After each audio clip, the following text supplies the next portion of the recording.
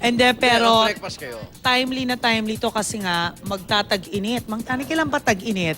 Marami hong benepisyo sa kalusugan ng mga lalaki ang pagpapatuli, Igan. Kaya naman, syempre pinopromote yun ng Department of Health. Kaya balikan natin yung ating UH serbisyong totoo. Libreng tuli po ito sa Barangay Batasan Hills, Quezon City. Iban, samantalayin mo na ang pag-uulat. Tama-tama. Habang kayo ay nag-aalmusal, ganda na segue natin mula cooking.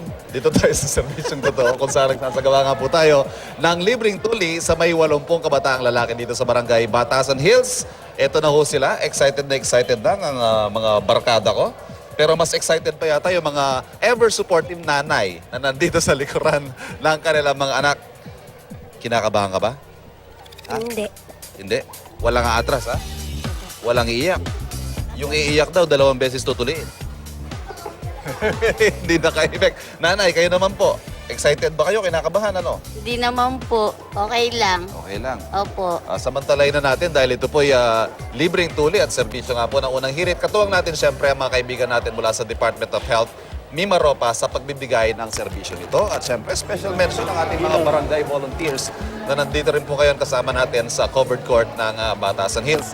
Pero unawain po natin ano ba ang kahalagahan nitong pagpapatuli sa kalusugan ng isang lalaki. Kasama po natin ngayon, Dr. Romel Lizan, siya po ang head ng DOH Mimaropa. Magandang umaga, Doc. Magandang umaga po sa mga nanonood ng unang hirit. Okay, unahin lang po natin, Doc, ano ba ang benepisyo ng pagpapatuloy? Bakit siya kailangan gawin sa isang lalaki? Ang mga marami kasing health benefits ito no. Unang-una kasi yung hygiene ng lalaki. So mas malinis yung kanyang kasarian pagka siya ay tuli. Pangalawa, napiprevent ito yung nalilesen yung chance na magkaroon ka ng urinary tract infection, nalilesen yung chance na magkaroon ka ng mga sexually transmitted diseases, both sa lalaki at yung transmission ng lalaki sa babae.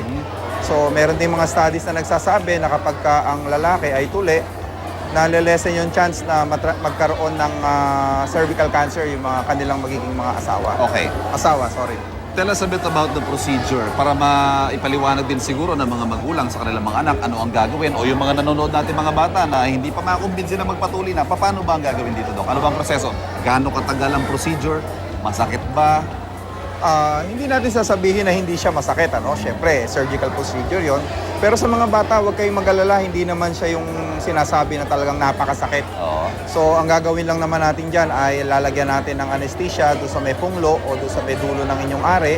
Pagkatapos noon, yun lang ang mararamdaman ninyong sakit. Pag tumalab na yung anesthesia, dapat wala na tayong mararamdaman. Ngayon, kung meron pa, sasabihin lang naman natin doon sa mga doktor na gumagawa, maaari rin naman itong dagdagan. So, ang gagawin lang, gugupitin ng kapraso yung balat sa ibabaw, babalik ta rin at tatahiin natin para hindi magdugo yung sugat. Okay. Linawin lamang po natin yung ibang mga common misconceptions sa pagpapatalo. Una-una, pag nakita daw ng babae yung bagong tuli, mangangamatis daw. Hindi totoo yun. In fact, babae ang magtuli, lalaki ang magtuli, pareho lang.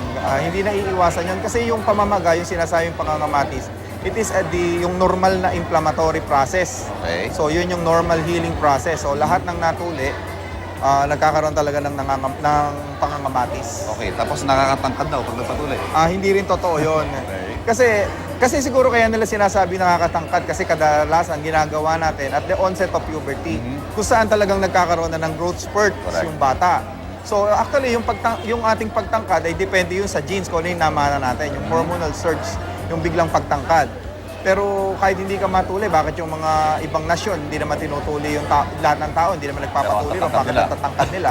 Okay, So, panghuli hindi po totoo siguro, yun. Doc, yung siguro mga bilin natin sa mga bata o sa mga manonood kung kayo nagpatuli. Pagka kayo nagpatuli, ang unang-una nating dapat tandaan, kailangan alagaan natin yung sugat natin.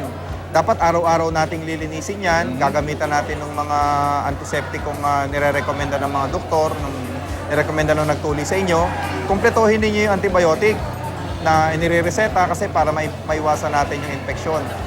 Alam nyo naman, sinasabi natin, kasarian yan, kung yan ang masisira sa inyo, sasabihin na natin na baka mawalan kayo ng kinabukasan. Paano nang susunod na henerasyon? Paano na ang susunod na henerasyon ng inyong lahi? So, yun lamang. Pero tandaan din sa mga magulang, huwag kayong maniniwala na may bawal kainin yung bata. Hindi totoo yun. Huwag sasabihin yung malansay, lalong mamamaga. At hindi rin masamang paliguin natin yung mga bata. Correct. Kasi kung minsan pag nagpatuli, nakikita natin ayaw maligo. Siguro pwede, wag natin lang basain direct yung lugar na Sugat. tinuli. Kasi hindi rin natin masabi, baka yung ginamit natin pampaligo ay hindi rin ganun kalinis, magdala rin ng infection. Okay. Dr. Romel Lizan, maraming salamat po sa inyo. Maraming Thank you. salamat din po. Mabuhay po kayo. At andito nga po, excuse me Doc, nagpapatuloy po yung ating pagtutuloy dito. Nag-set up lamang tayo dito ng mga makeshift na partitions at may mga kurtina dyan syempre para sa isinasagawang Operation Libreng Tuli ng Unang Hirit dito po sa Barangay Batasan Hills.